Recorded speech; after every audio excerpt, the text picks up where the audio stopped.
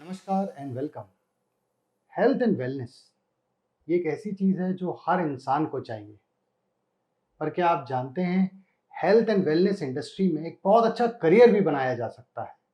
और इसी पर बात करने के लिए आज हमारे साथ हैं डॉक्टर विवेक भारती, जो कि आरोग्य मंदिर रायपुर के डायरेक्टर हैं और एक international yoga and naturopathy expert हैं। डॉक्टर विवेक भारती ने अभी तक 2.5 लाख से ज़्यादा लोगों को स्वास्थ्य लाभ दिलाया है और आज हम उनसे बात करेंगे कि उनका ये 20 सालों का सफ़र कैसा रहा और अगर किसी को हेल्थ एंड वेलनेस इंडस्ट्री में करियर बनाना है, तो उसको क्या-क्या करना पड़ेगा। Welcome sir. नमस्ते नितिन सर, धन्यवाद।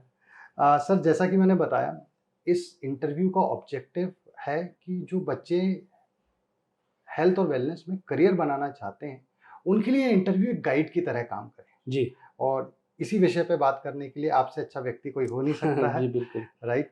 तो सर सबसे पहले हम ये जानना चाहेंगे कि आपका अब तक का जो सफ़र था वो कैसा रहा? क्या-क्या चैलेंजेस फेस करने पड़े? जी, मेरी शिक्षा जो है वो सन 2001 में पूर्ण हुई। मैंने बैंगलोर से बीएनवाईएस डिग्री जो है वो कंप्लीट की, जो कि bachelor of naturopathy and yogic science की डिग्री है। वहाँ से वापस आने के बाद रायपुर में उस समय कुछ भी ऐसा वर्क प्रोफाइल या जॉब जैसा कुछ भी नहीं था। हमारा एक छोटा-सा यूनिट था चौबे कॉलोनी में, जो पेरेंट्स संचालित कर रहे थे। बहुत ही रॉ स्ट्रक्चर था, जिस पे हम लोग एक शेड डाल कर के काम कर रहे थे। अब मेरे लिए चैलेंजेस ये था कि हम यहाँ से एक जो ड्रीम होता है हर व्यक्ति का कि अपने जीवन में कुछ कर दिखाना है, वो थॉट था कि यहाँ से कैसे आगे बढ़ेंगे। तो फिर मैंने सन 2002 में ही जब यहाँ रायपुर में आया, तो मैंने शुरुआत की एज़ ए फ़िटनेस डायरेक्टर एक हेल्थ क्लब में, हेल्थ वॉच करके एक क्लब है, वहाँ पर मैंने काम शुरू किया। कुछ ही दिनों में वहाँ पर हम लोगों ने फ़िटनेस सेशन शुरू कराया। उन दिनों में योगा के प्रति उतना रुझान नहीं था लोगों में। ओके। तब हमने एक ट्रेंड शुरू किया एरोबिक्स का ट्रेंड, क्योंकि जो युवा पीढ़ी थी वो फ़िटनेस के प्रति धीरे-धीरे आकर्षित हो रही थी, जाना चाहती थी। तो देखने को मिला कि विदिन 3 मंथ्स जब मैंने शुरू किया, तो जहाँ पर 2 लोगों से हमने शुरू किया, वो बढ़ कर के धीरे-धीरे एक पूरा जो सेशन था उसमें 50 से 60 लोग आने लगे। एरोबिक्स मतलब का। विदिन 3 मंथ्स का हुँ। ये हमारा अचीवमेंट था कि लोगों ने उसे बहुत पसंद किया। साथ-साथ हम लोग पैरेलली योगा सेशंस भी रन कर रहे थे। Being a fitness expert and a naturopath and a doctor and in all this fields, तो मेरी इच्छा थी कि हम लोगों को जिसकी जैसी आवश्यकता है वैसा उनको कैटर करें। तो योगा सेशन भी हमने शुरू किया। उस योगा सेशन में चुनिंदा 6-7 लोग आया करते थे। वो तो 2004 में जो योग के प्रति जो लोगों की क्रांति आई और वहाँ से फिर जो परिवेश लोगों का योग के प्रति जो विचार शैली थी वो बदला और तब फिर धीरे-धीरे लोग योग की तरफ बढ़ने लगे। इस तरह से हम लोग काम करते चले गए। इसी दौरान 2002 सितंबर में मैंने यहाँ दुर्ग में एक कॉलेज को जॉइन किया, जो कि bachelor of naturopathy and Yogi science का कॉलेज था। तो उस कॉलेज में एज़ ए एसोसिएट प्रोफ़ेसर मैंने जॉइन किया और वहाँ पर 2 साल तक मैंने वहाँ के स्टूडेंट्स को ट्रेनिंग दी, जो विधिवत डिग्री कोर्स है उसके लिए। ओके। और 2 साल बाद मैं वापस रायपुर में आ गया और मेरे मन में एक धुन थी कि मुझे अपना खुद का एक अच्छा-सा इंस्टीट्यूट डेवलप करना है और उसके लिए मुझे काम करने की ज़रूरत है। तो मैं अपने हेल्थ वॉच के कार्य को करता रहा और साथ में मैंने मेहनत शुरू की। सन 2006 में मैंने अपने हॉस्पिटल का निर्माण शुरू किया। बहुत ही सीमित संसाधन थे, ज़्यादा कुछ था नहीं हमारे पास। लोन वगैरह ले करके मैनेज करके हमने शुरू किया और फिर धीरे-धीरे हमने एक रॉ बिल्डिंग तैयार की, कुछ भी नहीं था उसमें। अब ये था कि बिल्डिंग तो बना ली, अब उसके अंदर के जो सेटअप हैं उसकी ज़रूरत थी, तो धीरे-धीरे करते-करते कभी किसी से सहयोग लेने की कोशिश नहीं की कि हुँ। हम किसी से आर्थिक सहयोग माँग रहे हैं या पैसे दे दीजिए तो हम काम करेंगे, ऐसा विचार नहीं था। कहा धीरे-धीरे करेंगे। एक होता है कि आप फटाफट पहले अपना एक स्ट्रक्चर तैयार कर लो, तो धीरे-धीरे हम कार्य करते चले गए, लोगों का कारवां हमारे साथ जुड़ता चला गया। लोगों की योग और एरोबिक्स के प्रति जो कहीं न कहीं रुझान था, इंटरेस्ट था, वो बढ़ने लगा। तो ऐसे लोग पहचानने लगे, जानने लगे। वहाँ से मुझे एहसास हुआ कि मैंने पिछले कुछ सालों में शायद पैसे नहीं अर्न किए, बट मैंने अपने काम से लोगों के मन में गुडविल डेवलप कर ली। जो जो मुझे इस बात का एहसास नहीं था कि मैंने वो गुडविल जो है वो डेवलप कर ली। और जब मैं अपने हॉस्पिटल में बैठ कर के काम करने लगा, तब मुझे एहसास हुआ कि अगर मैं किसी आए हुए व्यक्ति को जो भी परामर्श देता था, जो भी समझाता था, तो वो बिल्कुल आँख मूंद करके उसे मानने के लिए तैयार हो जाता था। तब मुझे एहसास हुआ कि योग में कितनी शक्ति है, कि वो सचमुच लोगों को जोड़ता है और कहीं न कहीं हमारे जीवन का उद्देश्य है कि हम लोगों का भला करें। तो ऐसा करते-करते हमने धीरे-धीरे इस संस्था को आगे बढ़ाया और वर्तमान में हम यहाँ पर प्राकृतिक चिकित्सा, योग, एरोबिक्स और ज़ुम्बा सेशन, फिज़ियोथेरेपी के माध्यम से लोगों को स्वास्थ्य सेवाएँ देते हैं। और बढ़िया। अभी वर्तमान सिनेरियो ये है कि योग के प्रति लोगों की दीवानगी है। चाहते हैं लोग कि बस योग को कैसे अपनाया जाए अपनाया जीवन में। जाए। हम सही मार्गदर्शन देने का काम यहाँ पर करते हैं। अरे बहुत ही शानदार सफ़र रहा सर आपका, और 5 साल से तो मैं खुद ही देख रहा हूँ आपको, राइट? सर, जो लोग इस इंडस्ट्री में करियर बनाना चाहते हैं, राइट? तो उनके मन में एक सवाल आता है अधिकतर, क्या इस इंडस्ट्री में फ्यूचर पोटेंशियल है या नहीं है? नितिन सर, ये बहुत अच्छा आपका क्वेश्चन है कि इस इंडस्ट्री में फ्यूचर कैसा हो सकता है या नहीं। ये एक अगर मन में आपके संशय है कि ये तो बता दें कि आज इस इरा 2021 में बैठ करके जब हम इस वीडियो को आप लोगों तक पहुंचा रहे हैं, तब आज सिनेरियो ये है कि जो विश्व योग दिवस है 21 जून जो 2020 को मनाया गया, उसमें हमारे पूरे वर्ल्ड के पॉपुलेशन का 1/4 हिस्सा योग अभ्यास कर रहा था। बाप रे! तो आप अमेजिंग। सोच लीजिए कि आज योग की आवश्यकता कितनी बढ़ी है, क्यों बढ़ गई? कहीं न कहीं देखिए, आज हम टेक्नोलॉजी युग में हैं। डिजिटल ईर्ष्या जो है वो लोगों के मन में काफ़ी ज़्यादा बढ़ती जा रही है। आप समझ सकते हैं मेरे इस शब्द का मतलब क्या है। तो ऐसे में जहाँ व्यक्ति मन से परेशान है और मन से परेशान है तो शरीर बीमार रहेगा। तो अब ज़रूरत किसकी आएगी यहाँ पर? यहाँ पर चाहिए हमें एक हेल्थ, फिटनेस, योगा, एक कंप्लीट ऐसा ऑलराउंडर व्यक्ति जो व्यक्ति के शरीर और मन दोनों को हील कर सके। तो अगर इस क्षेत्र में कोई भी युवा अपना करियर बनाना चाहता है तो बता दें कि एक बार इस क्षेत्र से आप जुड़ गए तो आपके पास किन-किन क्षेत्रों में जाने का मौका है। सबसे पहले तो आप अपना खुद का एक योग इंस्टीट्यूट शुरू कर सकते हैं। एज़ ए योगा टीचर बन करके आप कर सकते हैं। आप एज़ ए नेचुरोपैथ अगर नेचुरोपैथी को अपनाते हैं तो आप एक क्लिनिक सेटअप करके लोगों को स्वास्थ्य से जुड़ी हुई काउंसलिंग कर सकते हैं और उस काउंसलिंग से ही लोगों के जीवन को भला कर सकते हैं। क्योंकि लोगों को क्या सीखना है? सही भोजन कैसे करें, योग को सही तरीके से कैसे करें। और रही बात आज फिटनेस हर किसी की रिक्वायरमेंट है। प्रॉब्लम क्या है आज इस एज की? लोगों के गर्दन में तकलीफ है, कमर में तकलीफ है और घुटने में तकलीफ है। स्टिफनेस से वो लोग जूझ रहे हैं। ऐसे में एक हेल्थ पर्सनल का आवश्यकता क्यों पड़ने वाली है? आप समझ सकते हैं कि जो जीवन शैली है उसमें ये इसका जो निराकरण है कोई दवाई नहीं कर सकती। ये तो खुद आज मेडिकल प्रोफेशन में बैठे हुए ऑर्थोपेडिशियंस कहते हैं कि जाइए भाई साहब योगा करिए, आप जाइए, आप नेचुरोपैथी करिए, ये आपको ठीक कर सकता है। मेरी दवाइयाँ कुछ पल के लिए आपको सिर्फ बेहतर बना सकती हैं या बेहतर फील करा सकती हैं, बट रियल टाइम अगर अच्छा फील करना है तो ये चीज़ है। Thank you very much sir, ये बहुत ही इंपॉर्टेंट इन्फॉर्मेशन है, बिकॉज ये एक बैरियर रहता है जब भी मैं करियर काउंसलिंग करता हूँ तो बच्चों के मन में उतना नहीं रहता, बट पेरेंट्स के मन में सवाल ज़रूर रहता है, सर मेरा बच्चा इस फील्ड में जाएगा, पैसा कमा पाएगा कि नहीं कमा पाएगा, राइट? तो आपने बहुत अच्छे से इस चीज़ को एक्सप्लेन किया। सर अब आगे चलते हैं। जैसे एक डॉक्टर है तो हमको समझ में आता है कि क्लिनिक में बैठा है, या सर्जन है तो वो सर्जरी कर रहा है। तो एक जो हेल्थ और वेलनेस एक्सपर्ट है उसके जॉब रोल क्या क्या है? हमने देखा भाई जिम में जाते हैं, ट्रेनर ने सिखा दिया, क्या बस उतना ही जॉब रोल है या उसको और बहुत सारे और काम भी करने पड़ते हैं? नहीं, एज ए फिटनेस पर्सनल और अगर आप एक हेल्थ कोच बनना चाहते हैं तो उसकी सबसे बड़ी रिक्वायरमेंट है आपका खुद का इंटरनल पर्सनल डिसिप्लिन।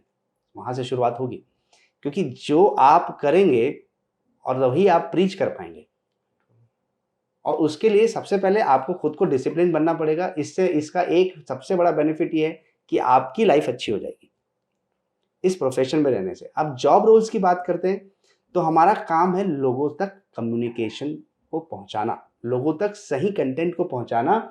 इसके लिए हमें ऑन एक्चुअल्स एक जगह बैठ के काम नहीं कर सकते। हमें लोगों तक पहुंचने के लिए, उनसे कनेक्ट रहने के लिए हमें जाकर के ज़रूरत पड़ने पर एक ऐसे फ्री कैंप्स भी करने की ज़रूरत पड़ती है। तो हमें एक गार्डन में भी जाना है, हमें थ्रू जो सोशल प्लेटफॉर्म्स हैं उन तक भी लोगों तक अपनी बात को पहुंचानी है। व्यक्ति से जुड़ना है, उनको सही मार्गदर्शन देना है, उनसे कनेक्ट होना है और पॉजिटिव चीज़ों के लिए कनेक्ट होना है। ओके। तो ऐसे job role, as a yoga teacher आपका काम रहेगा कि आप सिंसियर रहें। योगा टीचर की सबसे बड़ी का गुण क्या होगा? वो छुट्टी नहीं मार सकता। ट्रू। आप हर प्रोफेशन में छुट्टी मार सकते हैं, पर सपोज अगर आपकी एक क्लास है और वहां पर आकर के 15 लोग बैठने वाले हैं एक निश्चित समय पे, तो आप लास्ट मोमेंट में ये नहीं कह सकते कि आज कुछ काम आ गया, आज की क्लास हम कैंसिल करते हैं। तो सबसे बड़ी requirement sir as a yoga and health personal है लोगों से कनेक्ट होने के साथ साथ खुद के प्रति एक स्ट्रॉन्ग फिजिकल मेंटल डिसिप्लिन, तो आप इस कैरियर को सस्टेन कर पाएंगे। सर आप हेल्थ और वेलनेस एक्सपर्ट के साथ साथ एक बहुत ही सक्सेसफुल एंटरप्रेन्योर भी हैं, राइट? और हर किसी के मन में ये बात आती है कि एक समय के बाद मेरा खुद का काम हो। तो जो लोग इस इंडस्ट्री में इनिशियली तो सबको किसी ना किसी के साथ चालू करना पड़ेगा, बट जो लोग एंटरप्रेन्योरशिप में आना चाहते हैं इसी इंडस्ट्री में, उनके लिए आप क्या मैसेज देंगे? जो इस इंडस्ट्री में आगे बढ़ना चाहते हैं उनको सबसे पहले उन लोगों के साथ जुड़ करके काम करना होगा जो इस पहले से इस इंडस्ट्री में एस्टैब्लिश्ड हैं। उनके गाइडेंस में काम करना होगा, क्योंकि वो जो चीज़ें हम सीख जाएंगे वही फिर हम अपने आइडियाज़ के साथ, अपने कंसेप्ट्स के साथ अपना सेटअप, अपना जो नया सेटअप आप करना चाहते हैं, जो भी आप एंटरप्रेन्योरशिप के हिसाब से आगे बढ़ना चाहते हैं, वो आप अपना आइडियाज़ कंसेप्ट डाल सकते हैं। कुछ पहले के कंसेप्ट्स आइडियाज़, कैसे लोग काम कर रहे हैं, क्या मेथड है, लोगों तक पहुंचना कैसे है, एक एंटरप्रेन्योर काम कैसे करता है, या एक स्किल इस बात की नहीं है कि आपको कितना अच्छा योगा आता है या कितना अच्छा आप ट्रीटमेंट दे सकते हैं। स्किल इस बात में भी है कि आपके साथ जितने लोग काम करते हैं वो आपसे कैसे कनेक्टेड हैं, वो आपसे खुश है कि नहीं, या आपके जो टीम है वही प्रोडक्टिवली बार बार चेंज हो रही है, तो आपकी एफिशिएंसी क्या होगी। तो ये जो स्किल्स हैं ये किसी के अंदर में अंतर्गत आप सीखेंगे कुछ समय तक, तो वो ज़्यादा बेनिफिशियल होगा। फिर आप अपनी आइडियाज़, क्रिएटिव्स और कंसेप्ट्स लगाइए और नया आपका जो प्रोजेक्ट है उसको एक सक्सेसफुल मोड पे आगे बढ़ाइए। हर काम में चैलेंजेस आते हैं और आपको भी बहुत चैलेंजेस आए होंगे इन 20 सालों में, वो क्या थे और आपको क्या फ्यूचर में चैलेंजेस लगते हैं कि जो व्यक्ति इस फील्ड में काम चालू करेगा ये प्रोबेबल चैलेंज आ सकते हैं और आप मेंटली उन चैलेंजेस के लिए तैयार रहें? इस फील्ड का सबसे बड़ा चैलेंज है कि आप दूसरों पर निर्भर नहीं हो सकते। अगर आपको खुद सारे काम आते हैं तो ही आप इस फील्ड में काम कर सकते हैं। डिपेंडेंसी में काम नहीं कर सकते। इसका मतलब आप वो हर चीज़ जो यहाँ अपने इंस्टीट्यूट में सिखाने वाले हैं वो आपको खुद को आनी चाहिए, ये कंपल्शन है। अगर आप बाहर से लोगों की सेवा लेकर के आप काम करना चाहते हैं, आउटसोर्स करना चाहते हैं वर्क को, तो वो पॉसिबल नहीं है इस इंडस्ट्री में। क्योंकि इस इंडस्ट्री का एक सबसे बड़ा रूल है, लोग आपसे जुड़ते हैं ओके। और आपके विचार से जुड़ते हैं, आपके व्यवहार से जुड़ते हैं। तो आप वो जिस भी व्यक्ति से पहले कनेक्ट होंगे वो थ्रू आउट उसी तरह से उनका कनेक्शन बना रहेगा। तो चैलेंजेस क्या आते हैं, लोग जो फेशियल वैल्यू है ना इस फील्ड में वो बहुत इंपॉर्टेंट है। फेशियल वैल्यू चेंज नहीं होना देना चाहते, तो आपको अपनी फेशियल वैल्यू बनाए रखने के लिए हर किसी से 1 to 1 मिलना होगा, बात करनी होगी, उनसे कनेक्ट रहना पड़ेगा, नंबर 1। दूसरा चैलेंजेस ये होता है कि ये सर्विस इंडस्ट्री है। सर्विस इंडस्ट्री में सबसे बड़ी इंपॉर्टेंट एस्पेक्ट है कि आपको बहुत ही सिंसियर, डेडिकेटेड, पंचुअल और टाइमिंग बेस्ड वर्क करना होगा। तो प्रॉब्लम कब आती है, जब आपके स्टाफ आपसे बोलेंगे कि आप अभी हम छुट्टी पर हैं या हमें बाहर जाना है या हम कैसे काम करेंगे, या फिर ब्रेकडाउन्स होते हैं। देखिए इंडस्ट्री है तो हर चीज़ में ब्रेकडाउन्स होते हैं। अभी एक कोविड ब्रेकडाउन हुआ जो कि एक नेचुरल डिजास्टर के रूप में ब्रेकडाउन था।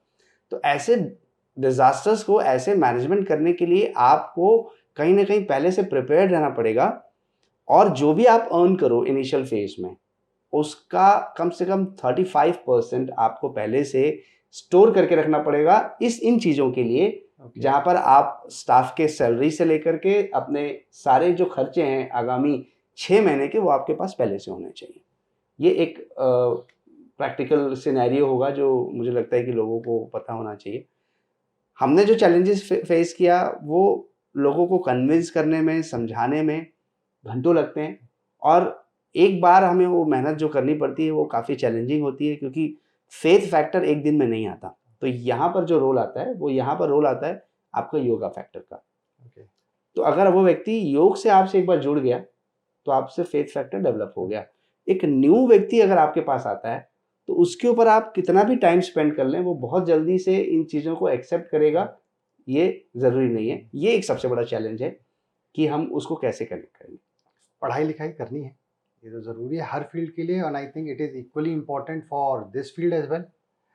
सो क्या एकेडमिक रिक्वायरमेंट हैं या कौन सी डिग्री या कहाँ पढ़ाई करनी चाहिए अगर जिसको इस फील्ड में करियर बनाना है तो? क्योंकि हमने ये देखा है कि जनरली लोग ये सोचते हैं यार जिम में जा लिए, अच्छी बॉडी बना ली है और मैं एक अच्छा इंस्ट्रक्टर बन जाऊंगा, बस उतना काफ़ी है, या पढ़ाई लिखाई भी उतनी ही करनी पड़ती है? जी सर। सर बिना फाउंडेशन के तो कोई बिल्डिंग बन ही नहीं सकती। True.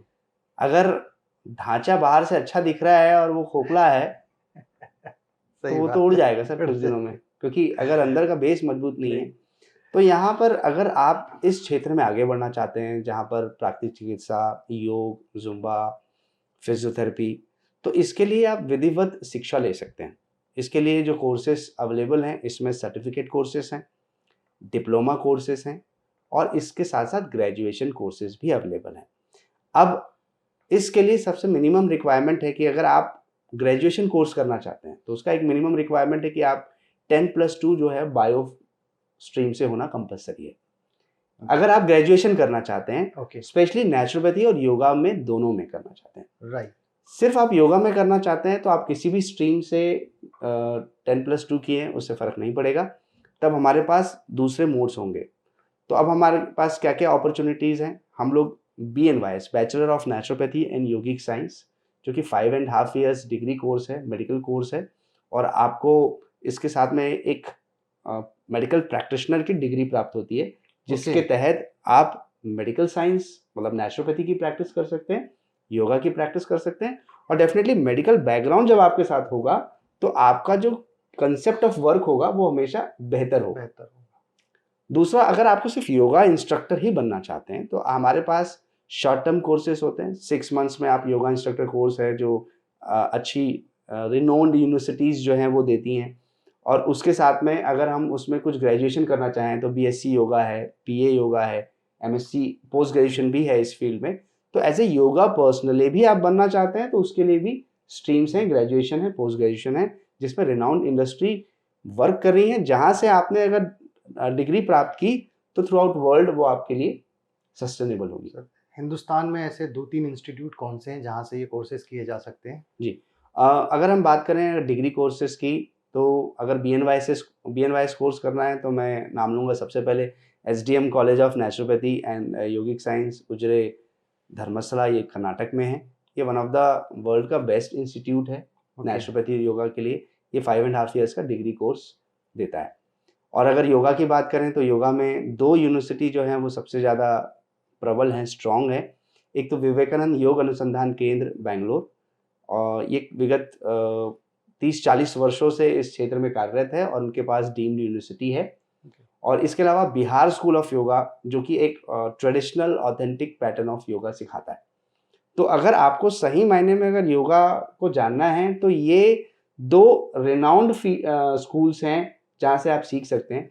अब इसके अलावा बहुत सारे स्ट्रीम्स हैं अलग अलग। अब योगा में जब आप प्रवेश करेंगे तो आपको बहुत सारे फॉर्मेट्स पता चलेंगे, तो उसमें आपके बहुत सारे स्ट्रीम्स हैं जिसका आप अलग अलग स्कूल्स हैं, टीचर्स हैं, इंस्टीट्यूशंस हैं जो इसके शिक्षा प्रोवाइड करते हैं। सर ये बहुत ही इम्पोर्टेंट जानकारी थी, क्योंकि लोग सोचते हैं कि एकेडमिक की ज़रूरत नहीं पड़ेगी, सिर्फ सर्टिफिकेशन कोर्स करने से काम हो जाएगा। आप काम तो चालू कर सकते हैं सर्टिफिकेशन कोर्स करने से, बट अगर एक डिग्री है और नींव मजबूत है तो आप लंबे समय तक इस इंडस्ट्री में काम कर सकते हैं। सेकेंडली सर, अब मैं ये जानना चाहूँगा कि स्किल्स हर काम में ज़रूरत है, और आई थिंक ये तो कम्प्लीटली स्किल बेस्ड वर्क है। Other than the skills of teaching yoga, what are other skills which are required? Sir इस क्षेत्र में कार्य करने के लिए सबसे इम्पॉर्टेंट जो स्किल जो आपको चाहिए वो है सबसे पहले खुद के प्रति सेल्फ डिसिप्लिन। Okay, number 1।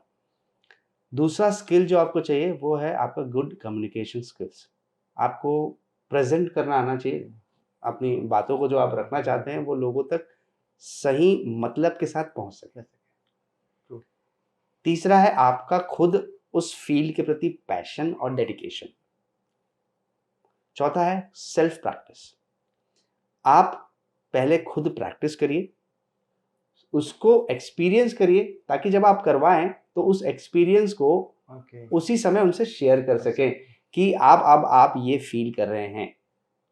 अब आपको करते समय ऐसा अनुभव होगा तो वो बड़ा खुश हो जाएंगे कि इनको पहले से ही पता है कि हमें क्या फील होने वाला है। तो ये इतना डीप लेवल की कनेक्टिविटी लाने के लिए आपको लेना है उसको आपको प्रेजेंट करना पड़ेगा। दूसरा इंपॉर्टेंट, बी ऑन टाइम। ये एक बहुत बड़ा इंपॉर्टेंट स्किल है, क्योंकि लोग आपको ऑब्जर्व करते हैं और ऑब्जर्व करके ही सीखते हैं। आज के दिवस में आप लोगों को समझा करके नहीं सिखा सकते, सिर्फ ऑब्जर्वेशन से सिखा सकते हैं। अगर ऑब्जर्वेशन से सीखना है तो ये बेस्ट मेथड होगा। एंड सर, अब थोड़ा सा पर्सनल सवाल की तरफ चलते हैं।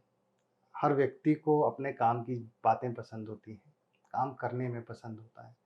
आपको आपके इस काम की ऐसी 3-4 बातें जो आपको बेहद पसंद है, जो आपको एनर्जी देती हैं लगे रहने के लिए और अच्छा करने के लिए? सर, जब हम लोगों को स्वस्थ होता हुआ अनुभव करते हैं, लोगों को दुख और तकलीफ को दूर होता हुआ देख अनुभव करते हैं, तो ये हमें बहुत अंदर से आत्मसंतुष्टि देती है।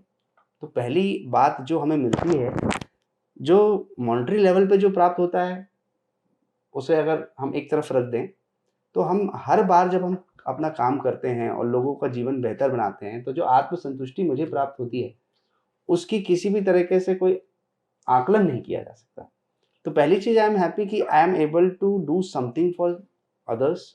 मैं उनके जीवन में उनके लिए कुछ काम आ सका, और एक मनुष्य के होने का जो तात्पर्य है वो मैं पूरा करने की कोशिश कर पाया। दूसरा, मुझे ऐसा लगता है कि कहीं ना कहीं मैं जब उनकी लाइफ को चेंज करता हूँ, उनकी क्वालिटी ऑफ लाइफ को चेंज करता हूँ, तो उसका इम्पैक्ट उनके पूरे परिवार को पड़ता है।